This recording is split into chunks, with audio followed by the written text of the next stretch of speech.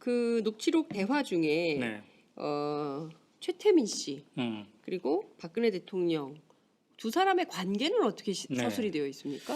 사실 그게 이제 핵심이에요. 네. 이 녹취록에서 가장 핵심적으로 규명해보고 싶어하는 게 네. 바로 그 대목이었는데, 네. 저도 요즘 그 특검발 뉴스 네. 또 여러 가지 뉴스 보면서 야 도대체 어떤 관계였길래 저런 일까지 벌어졌을까 이런 네. 생각을 하게 되지 않습니까? 근데 조순재 씨가 이 녹취록에서 굉장히 적절한 비유를 하더군요. 어떻게? 뭐라고 비유를 하냐면 네. 물과 고기의 관계다. 물과 고기. 예. 누가 물이고 누가 고기입니까? 최태민이 물이고 박근혜가 이제 고기라고 보는 거죠. 예. 자, 14쪽에 이런 표현이 있어요. 음. 질문자가 네. 녹취록에서 11.6 그러니까 1979년에 일어나는 11.6이죠. 11.6이 나자마자 박근혜 후보가 신당동으로 이사 가지 않았습니까? 그때도 최태민과 관계가 있었습니까?라고 질문자가 물어보니까 14쪽에서 이렇게 답을 해요. 있다고 봐야죠. 계속 있었습니다. 그 관계는 우리가 아는 말로 간첩 점조직 하듯이 둘의 관계는 끊임없이 고기가 땅에 있으면 물만 보면 찾아가듯이 딱 그런 겁니다. 고기가 땅에 떨어져 있으면 물 있으면 그렇죠. 얼마나 얼른 가야죠. 얼른 가야죠. 예. 그 관계였다. 예. 근데 그 관계가 물과 고기의 관계가 예. 간첩 점조직 하듯이 만난 관계였다는 거죠. 예. 그러니까 굉장히 은밀하게 네. 만났다는 걸 이렇게 표현을 하는 거잖아요. 그러니까 신당동에서도 만났지만 네. 조순재 씨는 이제 최태민 씨의 집 당시 그게 역삼동에 있었다고 네, 하네요. 네. 단층 기와집이었다고 합니다. 예. 예. 이쪽도 찾아왔다고 합니다. 박근혜 씨가.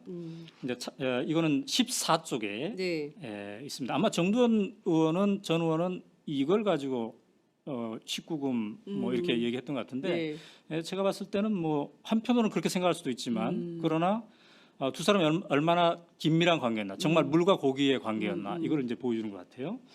자, 찾아오게 되면은 은밀하게 만나야 될 거 아니겠습니까? 네. 네. 그래서 사람들을 다 피하게 하고 눈에 안 띄게 하고 온다는 연락이 오면 다 피하고 집 안에 있는 사람들. 눈에 띄면 거부가. 왜냐하면 그 최태민 집에 식구들이 많았잖아요. 예. 최순실도 있었고 최순득도 있었고 최순영도 있었고 예. 많았어요. 최순실도 있고. 네, 그러니까 그래서 자기도 나도 마당에 있다가 집 뒤로 피해줬다. 박근혜가 온다고 하면. 예. 조순재도. 예. 그러면 박근혜가 방에 쏙 들어가고 예. 어느 방이요? 거기에 이제 그래서 이제 바로 그 방 얘기를 또 합니다. 어느 방? 이게 이제 14쪽에 이게 있는 건데 예. 이 14쪽이 바로 이제 이쪽인데요. 예. 여기에 이제 방과 관련된 얘기. 방과 관련된 그 골방에 대한 얘기가 예. 이렇게 그게 한두 평 정도 되는 예. 방이었다고 이렇게 얘기하는데 예. 자, 조순재 씨는 말이죠. 그 골방에서 네. 박근혜 최태민 씨가 단둘이 3시간이나 4시간 정도 있었다고 합니다. 자, 14쪽에 구체적으로 이런 표현이 나와요. 네. 3시간, 4시간 안 나오고 둘이 있는데 그 골방이 요만한 거야 이런 표현을 해요. 이 방이 좀 좁고 길다. 한두 평 정도 되는. 둘이 들어갔다 하면 3시간, 4시간 있는데 밥은 먹어야 되죠. 밥은 문간에 갖다 놓으면 영감이 들고 들어가서 자기네들끼리 먹고 이렇게 영감은 최태민 씨를 얘기하는 거죠. 예. 예. 그러니까 그렇게 긴밀한 관계였는데 그러면 과연 몇 번이나 왔을까라고 예. 질문자가 물어봤더니 네. 한 달에 몇 번이나 왔습니까? 그랬더니 자주 왔다. 이런 표현을 이렇게 하더군요. 네. 근데 그 회의를 했을까요? 뭐 심층 토론을 할 수도 있죠. 네, 심층 토론을. 우리 옛날에 시국 걱정하면서 네. 카페에서 예. 특히 그때는 수배당할 우려가 있었기 때문에 예. 80년대 초반 예. 전두환 정권에 예. 아주 은밀한 골방에서 예. 서너 명이 토론하고 그런 적도 있었죠. 예. 그렇군요. 이제 일부에서는 박관천 경정이 네. 그 얘기한 거 보면 이게 남녀 관계를 보고서 암시한 그런 네. 대목도 있지 않겠습니까? 네, 네. 근데 이제 두 사람의 나이는 네. 거의 40살 차이가 나거든요. 그렇군요. 그렇기 때문에 네. 그렇게까지 생각할 필요가 있을까 하는 생각이 드는데. 근데 궁금한 것이요. 네. 뭐 시국 토론을 했을 리는 없고 굉장히 자주 간첩 점조직 하듯이 와가지고 최태민을 만났다는 거잖아요. 네. 제 생각에는 그 부인도 있고, 네. 그죠? 그 임선희 씨 부인이 있잖아요. 5번째 부인이긴 하지만 맞습니다. 부인도 있고, 그리고 애들도 있고. 그런데 밥은 또 누가 날라다 줬을 거 아니에요? 네. 그러면 이게 좀 그 정상적인 가정에서는 맞아요. 이렇게 할 수가 없잖아요. 그래서 어떤 이제 아줌마가 자꾸 오는 거잖아요. 그래서 이 14쪽에서 네. 그 질문자가 얘기를 합니다. 네. 그 식구들이 많이 있을 텐데, 네. 그 부담을 느끼지 않았을까 네. 이런 얘기를 했는데, 네. 조순재 씨는 이 녹취록에서 어떤 표현을 쓰냐면 감수했다 이런 표현이 나와요. 감수? 뭘 감수? 그런 장면을 감수했다, 감내했다. 왜냐하면 네. 표현이 이제 엄청난 대통령의 딸이다 이런 표현이 나오고, 그다음에 엄청난 돈에 감수하는 거지 이런 얘기를 합니다. 그러니까 조순재 씨는 최태민이 박정희 대통령이 남긴 돈, 그래서 박근혜의 소유가 되었을 법한 그 뭉칫돈 이거를 관리하는 역할을 바로 최태민이 했기 때문에, 그리고 그 덕분에 이 집안이 굉장히 찢어지게 가난했다고 하지 않습니까? 이 녹취록에도 나와요. 얼마나 가난했는지. 굉장히 가난했대요.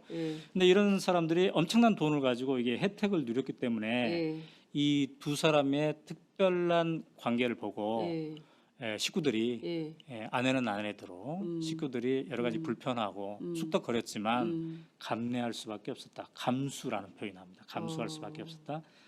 이런 표현이 나오는 거죠. 그러니까 이 둘의 특별한 관계가 골방에서 서너 시간 같이 있을 관계잖아요. 시국 토론을 했는지 어떤 종교적인 어떤 행위를 했는지 또 다른 행위를 했는지를 모르겠으나, 근데 이것이 단순히 이런 밀접한 관계만 국한되지 않고 돈까지도 관리하는 그 관계로 이어진다는 거죠. 정두원 전 의원이 그 팟짱에 출연을 해서 했던 얘기의 핵심은 그 유경수 여사 사후에 그 최태민 씨가 박근혜 대통령에게 접근을 해서 그 꿈에 나왔다 유경수 여사가 뭐 이러면서 접근을 해가지고 실질적으로 박정희 전 대통령 사후에, 그러니까 이제 그 이를테면 그 집무실에 있었던 돈 이외에 박정희 전 대통령의 이른바 통치자금 뭐 이런 것까지 다 포함해서 누가 문을 열어줬겠냐. 그러니까 청와대에서 문 열어서 그 돈을 가져갈 수 있게 한 사람은 박근혜 대통령이다 이런 얘기를 했거든요. 그러니까 최태민 씨 일가가 아주 오래전부터 이른바 박정희 전 대통령의 통치자금 플러스 알파, 그러니까 박근혜 대통령을 그렇죠. 통해서 그런 걸 다 관리했다 이런 주장을 했습니다. 그 문건에도 그런 내용이 나옵니까? 네. 일단 그때 이제 그 구국 봉사단 혹은 구국 선교단, 한마음 봉사단, 이게 다 같은 이름이에요. 시기별로 이름을 이제 바꿔가는데, 이때부터 조순재 씨는 이 녹취록에서 돈천지였다고 그래요. 돈천지. 집안이. 감당해낼 수 없는 돈천지였다. 18쪽에 이런 표현이 나오네요. 그땐 돈천지지. 돈 많았어. 우리나라 재벌들이 다 냈어요. 그러니까 요새 그 미르재단, K스포츠재단 뭐 이런 것에 재벌들이 혼납하는, 객출해서 내는 그런 거랑 똑같은 장면이 그때도 있었던 거예요. 그러니까 그때는 구국봉사단의 이름으로 그렇죠. 돈을 낸 거고 재벌들이. 그때 당시에 이제 박근혜는 총재, 그다음에 최태민은 비선실세. 비선실세. 뒤에서 이렇게 하면서 실질적으로 다 조종하는. 자, 그래서 질문자가 이렇게 얘기합니다. 18쪽에서 구국 선교단 돈 관리는 누가 했습니까? 조순재의 답은 돈은 철저히 최가 다 관리했습니다. 최태민. 근혜가 그렇게 시키고 절대로 누구 맡기지 말라고 했다. 근혜가. 다른 사람. 절대 누구 맡기지 말고. 조순재 씨는 그 파일에서 박근혜 대통령을 근혜라고 근혜라고 부릅니까? 표현합니다. 근혜. 근혜.